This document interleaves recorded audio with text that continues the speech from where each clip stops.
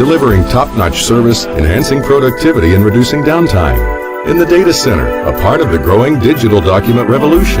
In the world of business, supporting entrepreneurs and helping companies grow. In the forefront of technology, developing cutting-edge document management solutions. So if you think you know Dex Imaging, you don't know Dex. It's Monday. Not sure how you did it, but you actually survived an entire 2 days without hearing from Tom. Good job to you. And once again, good luck.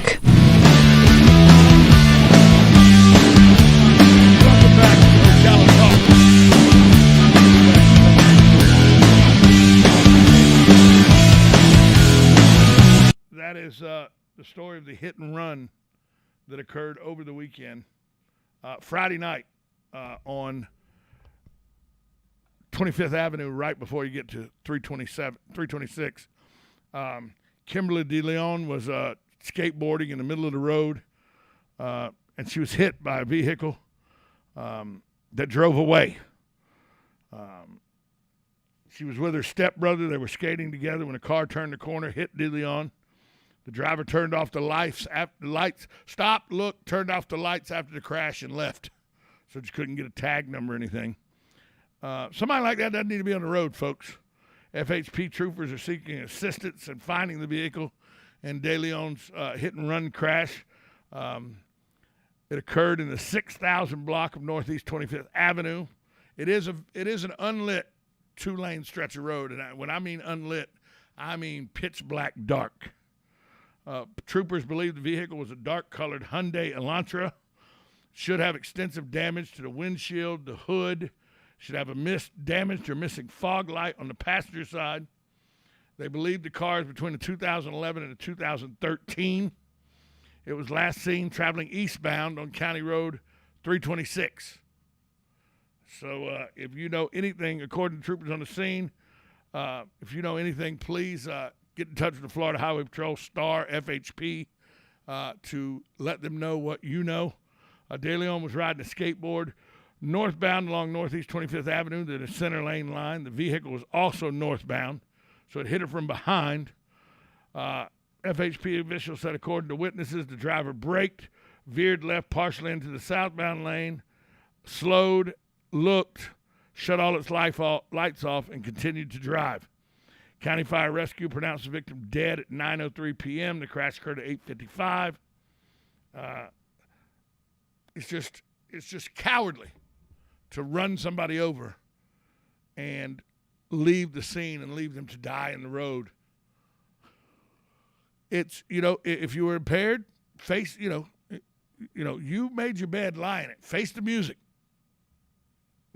Vehicular homicide, with DUI involved, you're going to do some prison time. But you killed a person. And then you compounded what was a tragedy, albeit if there was alcohol involved, it was your fault. I don't know that there was alcohol involved. We don't know any of the circumstances because the driver hadn't been apprehended. But you don't leave a human to die in the road like that you run over. Now, admittedly, they could have been in a better place than skateboarding down the center of the road in a pitch black area with no kind of illuminating clothing on. But it could have just been a tragic accident if the driver had stopped.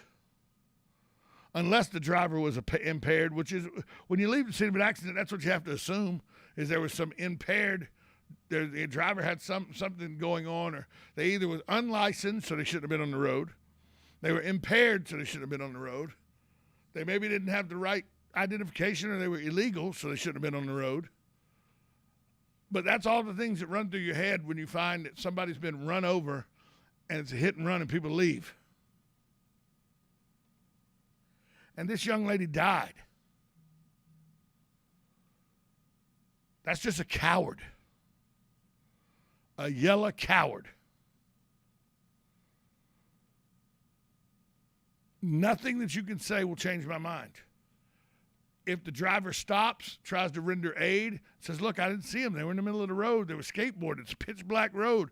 Wait for Highway Patrol to get there. no impairment or anything, it's a tragic accident.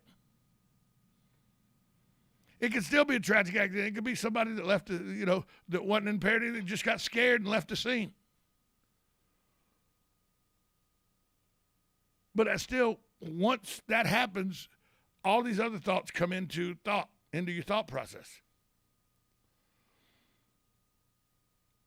If you hit them, you hit them, but it's a dark road. You don't want to stop there because you don't know what's going on. Okay, the fire department's right there at the railroad track in the direction you turned. Pull into that fire department and tell them, hey, I just ran somebody over half a mile down the road. It was closer to come get you than it was to call 911.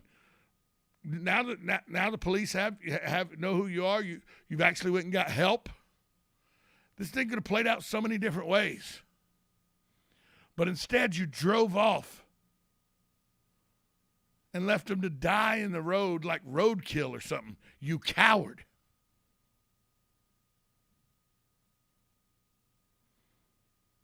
And I don't know what was wrong with the driver. You just have to assume there was something illegal going on or the driver would have stopped. You would like to think humanity would stop. If you have any information on that crash, contact FHP. They're looking for a dark-colored Hyundai Elantra, 2011 to 2013, with extensive damage to the hood, the windshield, and the passenger side fog lamp. Because of stuff that was left at the scene, troopers were able to deduce what kind of vehicle they were looking for in those year models between 2011 and 2013. Hopefully this person is brought to justice. We'll be right back after this timeout. You're listening to 1370 AM, 96.3 FM, WOCA.